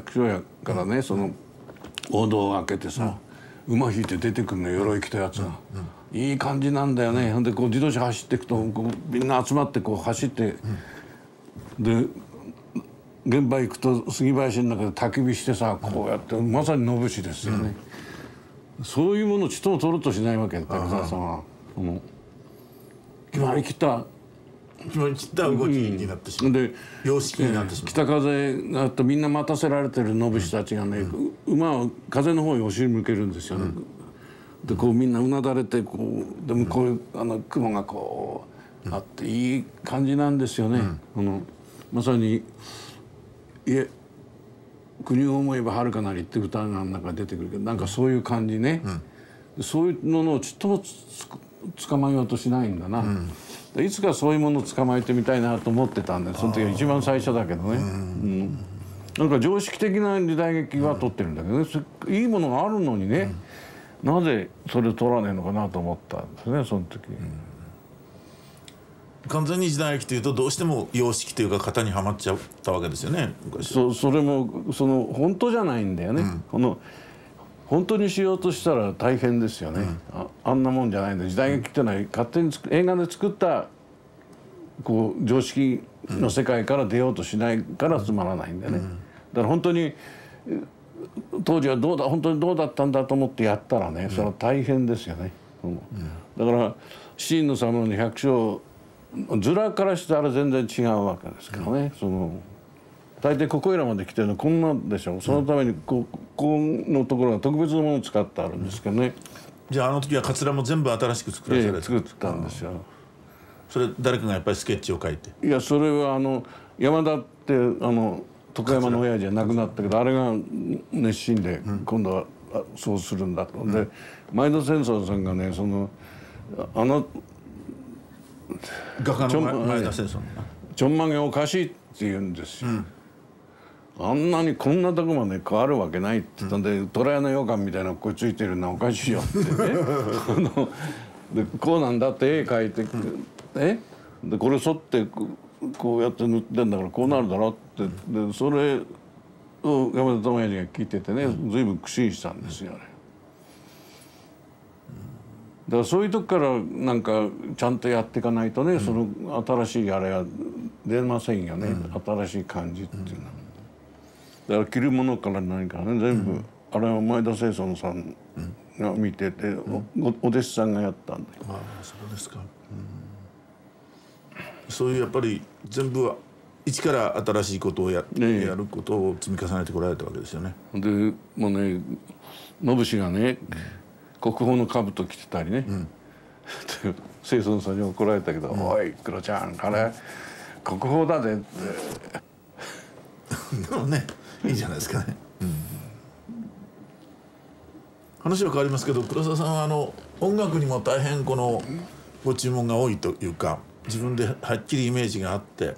こういうものっていうのを音楽家に提示なさると伺いましたけど、これ初めからそうだったんですか？それほどじゃないけど、早坂っていうのがこの音楽、いわゆる音楽と映画音楽との違うんだと、映画音楽っていうのは特別な分野であるっていうんでね、熱心にやってくれたからああいう具合に進んでいけたわけですけどね、まだこれからっていうところでね早坂が亡くなっちゃったからね、残念だったんですよ。あれからもっと2人でやるべき仕事があったわけだけどね、どうしても音楽家っていうのはその音楽として満足がいくものを要求するけど、映画はそうじゃないんだよね、音楽として欠けてるものがあっても、映像と2つが集まって掛け算になって表現するもんでしょ、ところがどうしてもね音楽が完全であることを、どうしても求めますよね音楽家は。どうしてもそれは分かるんですよ。でもそうじゃない、早坂はそうじゃなかったね。だからこういう絵にこう音楽としてはどっかこう抜けててもいいんですよ、ある意味では。その方が効果的な場合もあるでしょう。それがどうしても分かってもらえないところがありますね。早坂さんは初めからそういうことを分かってらっしゃったん分ですか。かってたです。早坂さんとはどうやってお会いになったんですか、一番最初は。最初はね早坂はずっといたわけだけど、早坂も頑固だし僕も頑固だしね、会社は2人組ませたら大変だって言うんでさ、なかなか組ませなかったんですよ。で組んだらすごくうまくいったんですよ。何ですか最初は。一番最初はなんだっけな、素晴らしい日曜日はそうですか。酔いどれかな、酔いどれ天使。天使の音楽はやっぱり印象に残ってますよね、とっても。それから結局生き物の記録までですよね。そうです。ということは実際にお仕事になった期間はそんなに長くないわけですよね。でも大変やっぱり、大きな意味が。あんたが今度レーザーディスクに生き物の記録のこと書いてくれたんですよ。あれとても僕感動してね、あの通りなんだよ。あの時はもう本当にもうあんな親友はいなかったからね、あれ出すともう気違い状態ですよ。火事場取ってる時は、葬式が終わった後でね、もうスタッフ全部へんちくりになってたね、もう愛してたからねみんな早坂を、だからなんか異様な感じが出てるよね、あそこは。はい、とってもいいような。なんかでね、テーマ自体がね、早坂君がねある日来てね、何にも仕事できないって言うんですよ。なぜって言ったら、いやこんなね水爆これ世の中どうなったらとも何にも仕事に手つかないって言うんでね、よしそれテーマにしてやろうって言ってあれ始めたんですよね、僕書き出したんだけど、だからその途中でね早坂がいいことになったからね、あれだから変なものが出てます、あの作品ね、何とも言えない、異様な状態でしたね、あれ撮ってると。で僕はもうあれについて書けと言われて大変もう困ったんですけども、やっととにかくなんか、発見がありまして、ああいうことを書かせていただいたんですけど、やはり映画の中でこのストーリーだけが映画じゃなくて、やっぱりこうイメージこそが映画なんだっていうのがあれほどはっきり現れてる映画はない、あんまりないんじゃない。でまた最近のお作りになるものが僕はやっぱりなんか生き物の記録とちょっと似てるような気がして仕方がないところがありました。あれやっぱり生き物の記録っていうのは賢さんも言ったけど、もう一遍ね、こうヨーロッパ全世界にもう一遍紹介したいって言ってたんですよ。早すぎるんですよ黒沢さんのやることはって、少し早く出過ぎるって言うんですよね。だからあの時は僕の作品で赤字のあの作品だけなんだよね。みんな見たがらなかったんだね、日本には。嫌なんですよ、現実を直視するのがね。であの時に後で文部大臣になった中村梅吉っていうのがね、試合来て「なんだ原水爆が何かい」って「あんなものはへでもねえ」って言ったんですよね。でそれ新聞に出せっつって僕はね、だから豆腐は出さなかったけど、スクリーン破いても告訴しないっていうところだからね、あそこは。することになったらしいけどね、あれ。することになったそうです。みっともないね、あれは。本当に。でも本当にね、早坂とはもっといろんな実験もしたかったしね。でよく分かってたし、第一ね、作品でも全部他の仕事を捨てちゃうんですもん、あの人。映画に打ち込んじゃうからね。早坂さんの場合なんかはあれですか、例えばこういう音楽を入れるという提示が黒沢さんの方にあって、で黒沢さんがそれに入れる。でだから大抵ピアノでね最初あれ書くんだけど、七人の侍の時は侍のテーマを入れて、ノブシのテーマ、菊池雄のテーマと志乃のテーマってあるわけですよ。主なところで侍のテーマ書きましたって言ったら、こんなに多いんですか、たくさん。でこうピアノ乗っけて一つ一つ違う違うっつったら全部なくなっちゃったの。でこうカイさんがこうやっててもう一つつって、紙くずかご、破ったやつをこうつないでね、であれを弾いたんですよ。タンタンタンティータンタンタンタンタンってそれって破いてあったの。でそれ以外にそっから始めるんですよ。だから一緒仕事始めてる途中からもう一生懸命ピアノのデッサン書いて、そうすればね、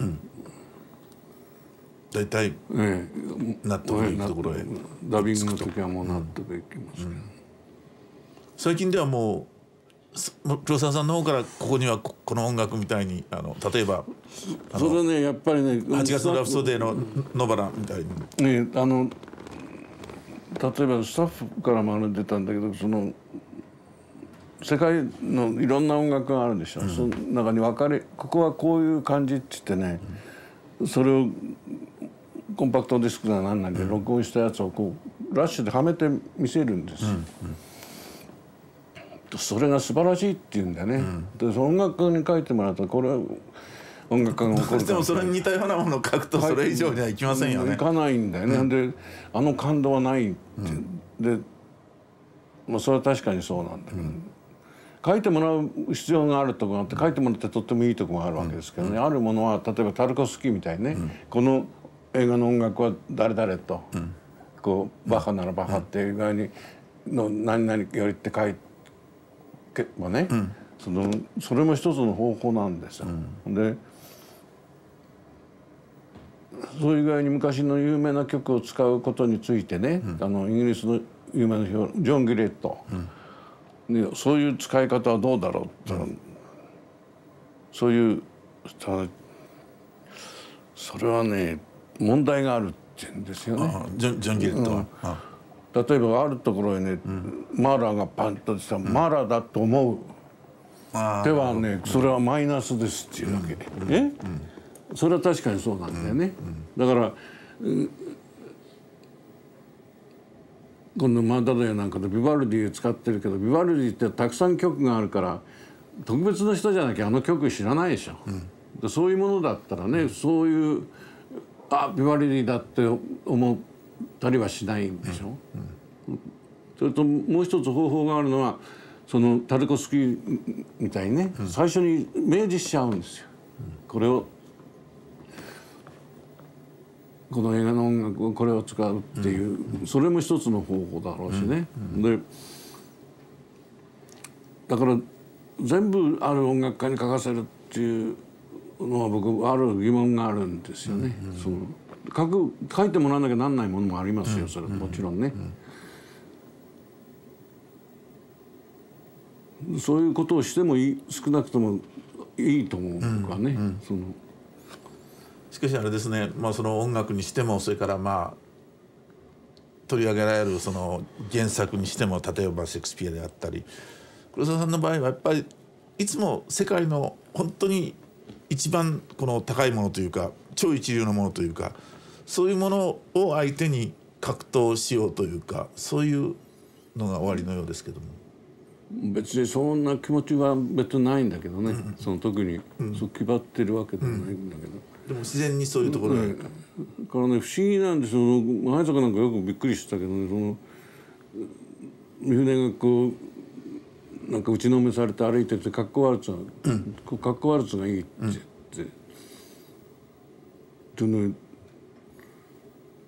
カッコワルツを録音してね入れてみるとね、編集にピタッと合ってんですよ。この時間どうして計算したんで、それをどっかで計算してんですよね。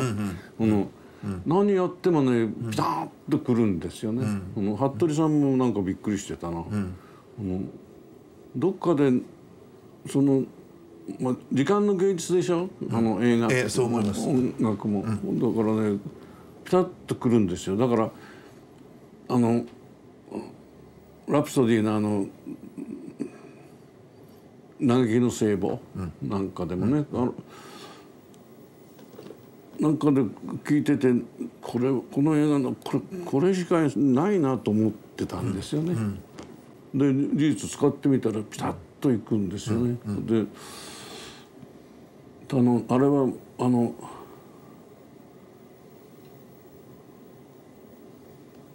バルディもそうだけど僕のところへついてるイタリアの旅館ってビットリオって、それのおじさんなんですよ、あれ演奏してるの。でそのおじさんがいっぺん僕の仕事をやりたいって言ってたんでね、で言ったら喜んで「どうぞ」って言うんで使って。でもとにかくやっぱそういう世界的というかグローバルなものとやっぱり黒沢さんの持ってらっしゃる波長が合うんですよね。どうなのかね、それごく自然なんだけどね。でも不思議なんだな、これと思ったものがねっていう具合にピタッと長さも合っちゃうんですよね。だからそれどっかで計算してるんでしょうけどね。まあ話は変わりますけど、僕は黒沢さんほとんどもう自分で監督であると同時にもう企画から脚本からプロデューサーでもずっとしてこられたと思うんですけど、やはりプロデューサーとあるいは制作会社との関係でやはりご苦労があった時期も随分あったと思うんですけど、そういうことを少しそうですね。やっぱりプロダクション作ったのもね、隠し砦でね、もう意外と時間かかっちゃったんですよ。それはもうあとごくわずかを残してね、もう快調に進んだわけ、で最後は富士山のロケーションなんですよね。だからこれは1週間か10日の予定で行ったの100日かかっちゃった、台風が3回来てね、もう御殿場の街は晴れててもロケ地はもういつも雨なんですよ、もう困ったねこれは。で会社は怒るしね、で来ると東京は晴れてるし御殿場へ来ても晴れてるんだよね。藤本まで来て何してるじゃあ車に乗って行って現場へ行ったらもうすごいんですよ。でもねどうも納得しないんですよね、わがまま言ってね、僕が勝手なことしてるみたいに、それはね成瀬さんがよく言ってたよ、よく会社はそういうこと言うけどさ、一番早く撮りたいのは監督だよねって成瀬さんよくそうなんですよ。早く撮りたいのは監督なんですよ。なんかどうしても撮れないから撮らないわけでね、それには理由があるんだけど、その理由がどうも会社には分かんないんですよね。でその後でそのプロダクション作れと、でそしたらプロダクションでね、自分がその金をあれしなきゃダメってことになったらね、頑張らないし適当なところで妥協するだろうと会社は思ったんじゃないかな。でその時に作ったのが悪いやつほどよく読むんですよ。これもお金がかかりました、かかったんですよ、それは。でもプロダクション作ったからってね海地区なるなんてみっともないことはしたくないからね、こういう一番難しい写真やってやろうって言うんであれやったわけだけどね。でもやっぱりプロダクションやって本当に権利を主張してね、それは日本だけで外国ともちゃんとやらなきゃなんないけど、これはやっぱりどうしてもやんなきゃいけないことね、日本の映画界の一番弱点はね、なんか会社に所属しててね、映画を撮らさせてもらってるみたいな気持ちでみんな働いてたことなんですよ。そうじゃないんだよ、それで会社を儲けてんだよちゃんとね。でもなんかありがとうなってさ、でもうちっとも契約も何にもしないでさ、こう本当にサラリーマンみたいに働いてたっていうことが間違いのもとなんですよね。それが今溜まっちゃってるわけでしょ。で会社側も今もってわからない、だから働いてる方もわからない、だからパットナムが新しく映画会社を作ろうっていう時にまず一番最初に日本で教えなきゃなんないのは契約とはどういうものであるかと、そういうことから教えていかなきゃしょうがないっていうぐらいダメなんですよね、日本人は特に。これから本当に映画が伸びていくためにはね、監督の権利だとかね、主張をちゃんとあれするためにもその契約をきちっとしなきゃいけないんですね。そういう点で僕乗り継ぎなんかその契約著作権の弁護士っていないんだからあんたがなってくれって言ってね今あれしてるけど日本にはいないんですよ。向こうはもう弁護士だらけだけどね。それと僕も戦場のメリークリスマスの時は乗り継ぎさんにやってもらいましたけど、やっぱり金かかるんですよね。弁護士かかりますよ。それは特にアメリカの弁護士なんてね、この30分なんか大変なんだよ。時間単位で取りますからね。時間単位で取るからね、でもそれだけのことはあるんですよ、でちゃんとあれするから弁護士も儲けるけど、こっちが儲かんなきゃ向こうも儲かんないわけでね、早い話が。そうすると例えばあれですか、7人の侍なんかの場合はもちろんご自分の権利と同時に他の脚本家の権利なんかももちろんそうだから代表して取って渡してるから、みんなそれで助かってるわけよ。小栗なんかそれで食ってるわけでしょ、だからそのためにはね、なるだけその再映画化なんかでもね、やってやんないとさ、今何にも仕事がなくて困ってる人いるからね、そうすると売ればその中からそのナニオライターの権利の金を渡せるわけでしょ。最近の作品なんかはやっぱり例えばそうだな、今度の、例えばだったら大映ですよね。大映と黒沢プロダクションで終わりになって、それがやっぱり海外へ売れた場合にもちろん黒沢プロダクションにもお金が入るようになってるんですね。それ全部細かくやってますしさ、いろんなとこからあれ金出してるからね、でも社長の久夫さんは大変ですね。大変なんですよ。だからいろいろご苦労伺いましたけど、だから親父仕事してくれないのが一番いいんだって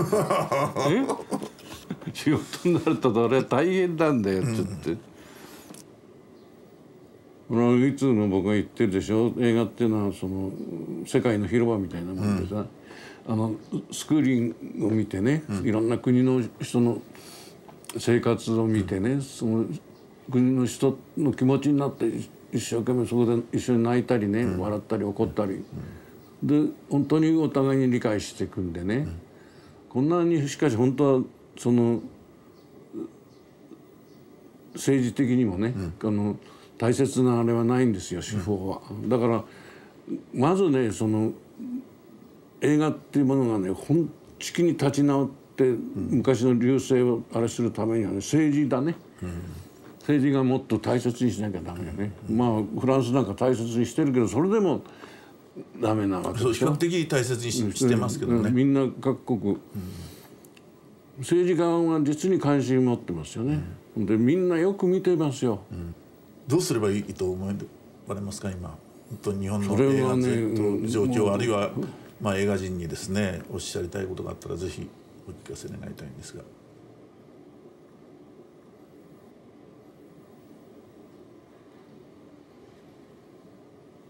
まずもっとやっぱり自信持つ必要があるよね、自分のやってる仕事にね。でやっぱりちゃんと権利を主張しなきゃ、そういうとこからも来てると思いますよ。で本当に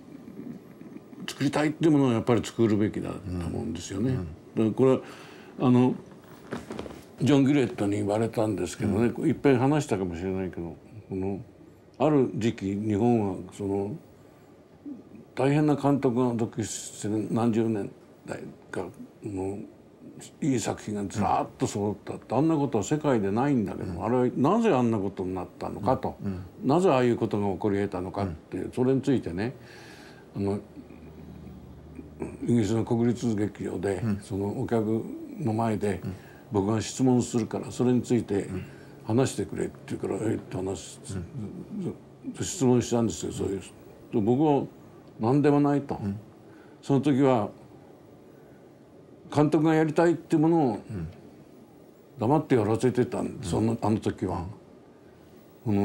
デューサーなんてのもいなくてね、全て監督がやりたいってものを黙ってやらせてたんですよ、それについて何にも口を挟まなかった、ただそれだけって言ったらみんなびっくりしてたけど、本当にそうですよ。黒田さんが思われるその時期っていうのは大体いつからいつまでですか？だから成瀬さんの全盛時代ね、溝口さんで小津さん、全部みんなあれ作りたい作品しか作ってないよ、あの人たち。まあ会社がこれやってくれっていうものも那須さんなんかたくさん取ってるからそういうのもあるかもしれないけど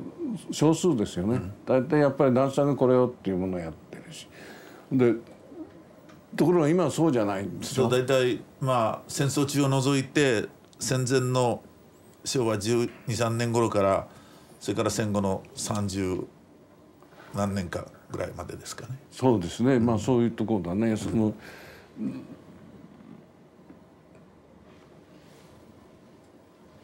プロデューサーシステムってのはできてまあ、あれも日本の場合はね、本当のプロデューサーシステムと違う。別にお金自分が作ってるわけじゃん、自分で使ってるわけじゃないから、アメリカのプロデューサーってもう熱心ですよね。自分でお金作るわけですからね。自分のお金かけてるわけだから、それでもないしね。で言いたい金は出すけど口は出さないっていうのは本当なのにさ、金は出さないけど口は出すっていうのがプロデューサーだったんだよね。早い話は、形式的にそれじゃよくならないですよね。で今は特に早い話が営業部がヘゲモニーを取ってるんですよ、もっと映画界の。これは作る側にヘゲモニーがなくていいものができるわけはないでしょ。だからもう今やいわゆる映画会社はほとんど映画を作ってませんもんね。そう作ってないし作る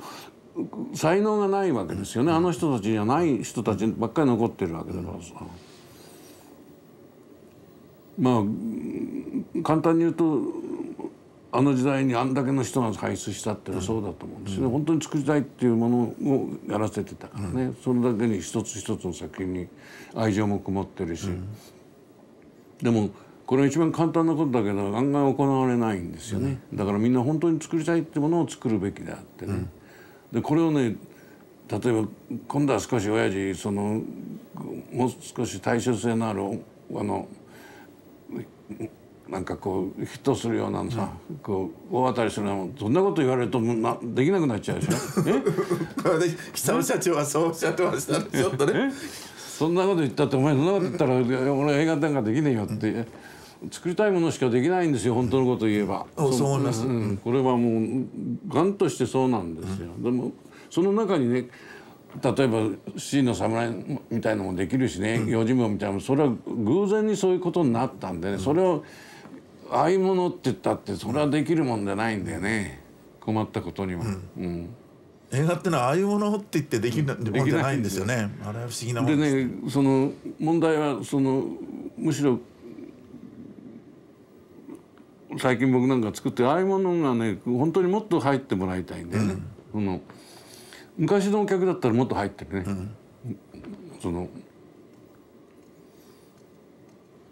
外国で今度切ったけどすごく成績いいんですよね。そう聞いてます。はい。だからそれをね一番難しいのはねお客の鑑賞力を高めるっていうのがねこれは大変なことだね。下がるのわけないんですよ。で下げちゃったわけでしょ。で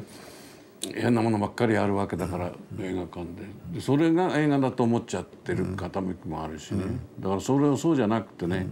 こういうものが本当の映画なんだっていうの分かる人たちを育てるってことはこれは大変なことだね。難しいね。じゃあ最後に日本の監督特に若い監督たちとからこれから監督になろうこれはまだいっぱいいるんですよ。いるの分かります、本当に。だからそういう人たちのために一言最後におっしゃってください。苦言でも。僕はだから一番言ってるのはよく僕のところにも来るんだけどね。で監督になりたいってだから監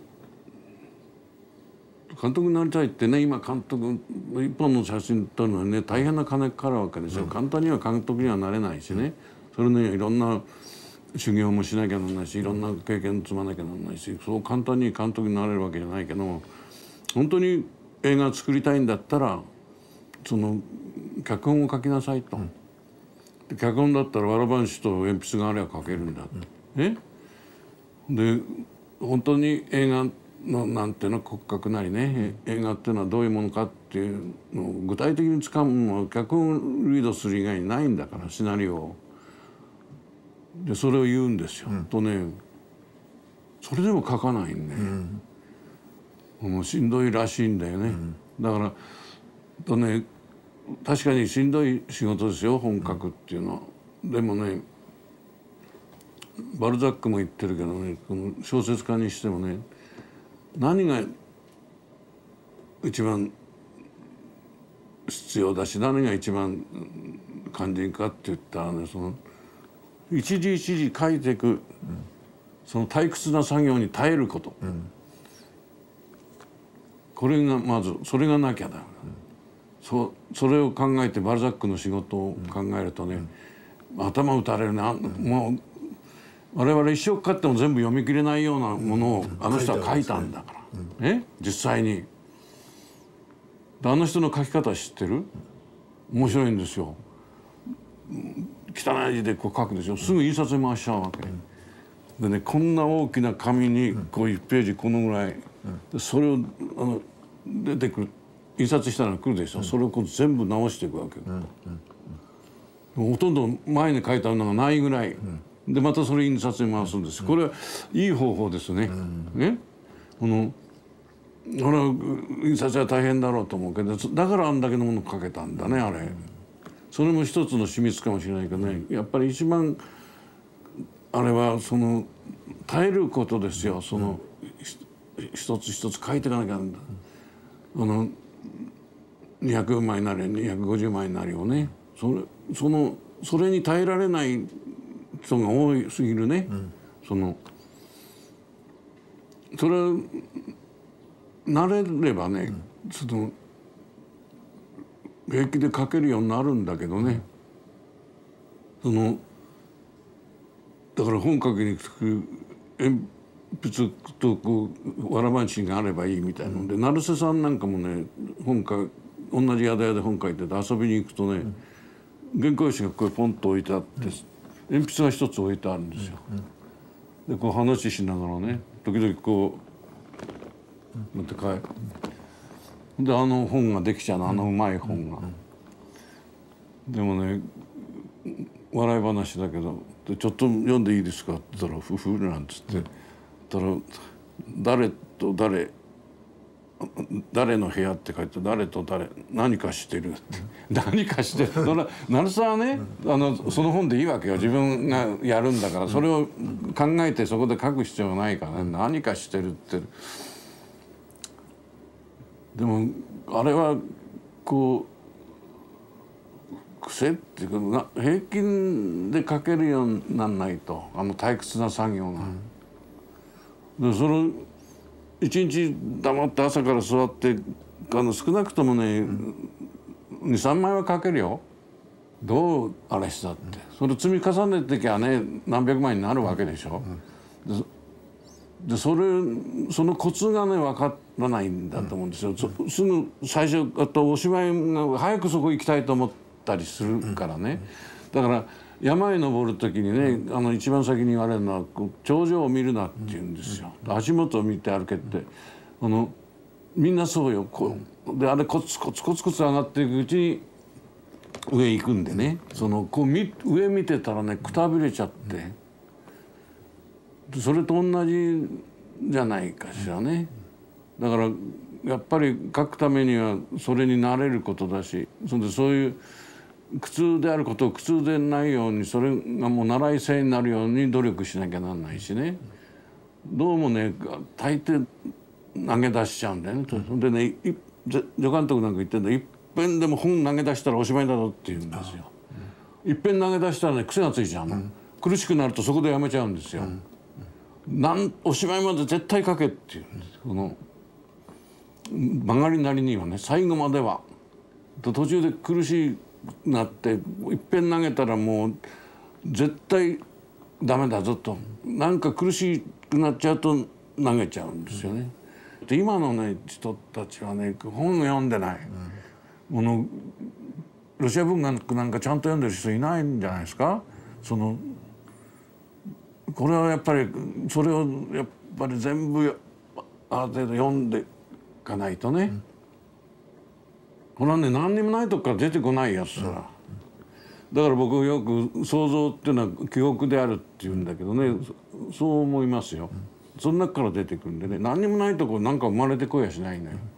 何かいろんな経験があるわけよね、読むんだりなんだり、その実際に実生活のあれだったり、何かがなきゃね想像できないでしょ。そういう点でやっぱりまずもっと読むべきですね。絶えず今の小説だっていいけども、それからやっぱりクラシックは一応読むべきだと思うね。だから例えば映画学校なんか作るとしてもそういうことも大切ですよね。まず読めっていうこと。本当にいいお話をありがとうございました。